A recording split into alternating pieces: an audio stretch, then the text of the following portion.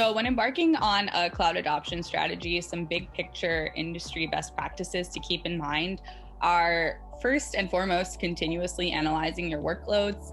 It's really important to know where you should put your energy and make sure that that focal point doesn't change. I've seen a lot of companies struggle with their cloud migration because they don't have a specific plan laid out, and the focused workload that they choose to kind of be the pilot for their migration effort could change halfway through, or they could say, just kidding, this is actually too business critical of an application, so we don't want to migrate it first because we need it to be up and running 24/7, things like that. Obviously, that is if you have a business critical application. That does not mean that it's not able to be migrated to the cloud. You just have to take things like that into consideration and develop a strategy so that you can avoid outages and downtime in your applications. That being said, I just can't stress enough how important it is to be analyzing, what services you're using, how these services are interacting together, what are your current pain points, and how do those current pain points affect daily operations? And then what is the business criticality of it, whatever you are going to be migrating. So first and foremost, definitely analyzing your workloads and not having this be a last minute thought. Your workloads should always be analyzed, I think, on a regular basis, especially if they're changing. Otherwise, your migration plan is really not going to go anywhere if you don't have those workload analyses as the foundation of it.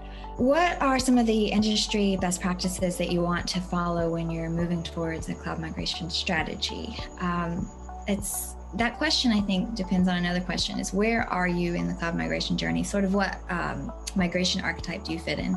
If you're just starting your migration journey, then you're probably going to want to look at different things. One of the first things that you should make sure you do is educate yourself, all the stakeholders, and educate yourself on sort of the impact of migration from an environment standpoint, platform management, and then educate yourself on the solutions and understand, again, that there's not one size fits all for cloud migration, but you do need to go in knowing what's before you. Educating yourself also prevents you from falling into that lift and shift trap. This isn't just moving data to a place that now sits, on the internet. This is reorganizing the way that you use data to improve your business. So that's the difference between sort of fully informed cloud migration.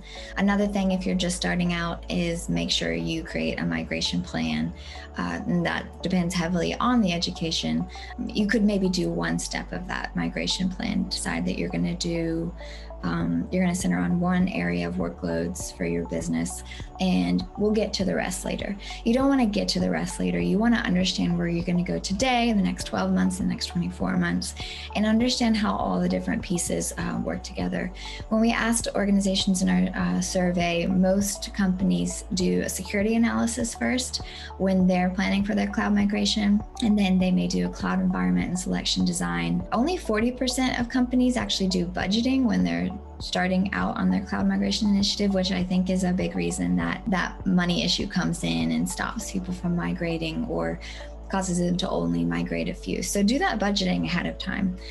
Do that risk assessment ahead of time. Don't wait until you get to maybe those workloads that were deemed most risky, or don't wait till you do the higher priority or the lower priority workloads. Do all of these things ahead of time. Get your cloud migration plan straight. Secondly, I think that it's super important to just use spare time to reduce your tech debt. I have seen a lot of companies continue to sink costs into legacy applications that are just super expensive. They don't work well. So things like that are really important to keep in mind. Aside from that, I think that other big picture industry best practices that are super important are decentralized cloud management and just having some sort of continuous integration, continuous delivery pipeline.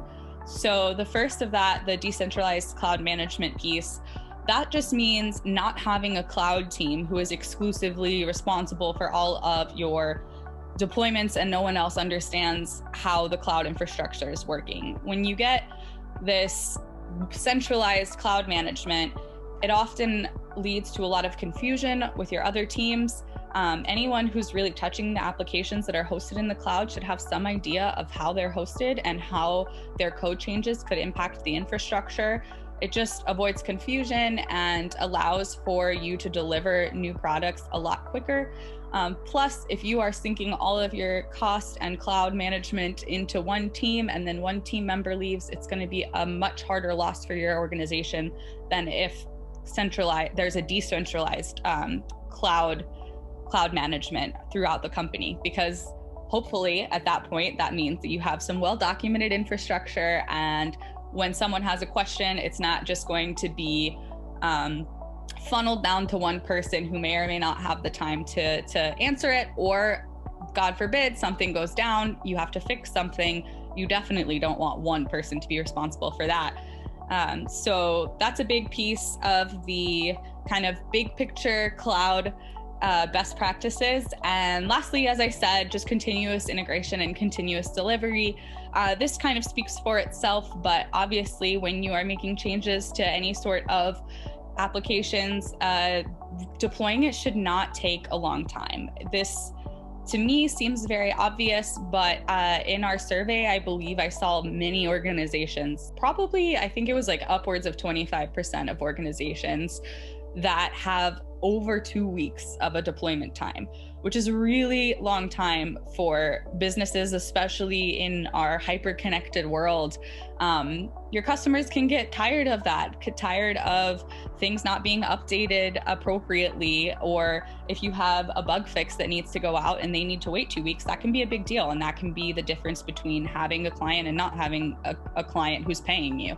So just having some sort of CI/CD in place so that things are your continuous integration is automated with your continuous delivery. There's not somebody who is a blocker just waiting to press the button before anything can be approved.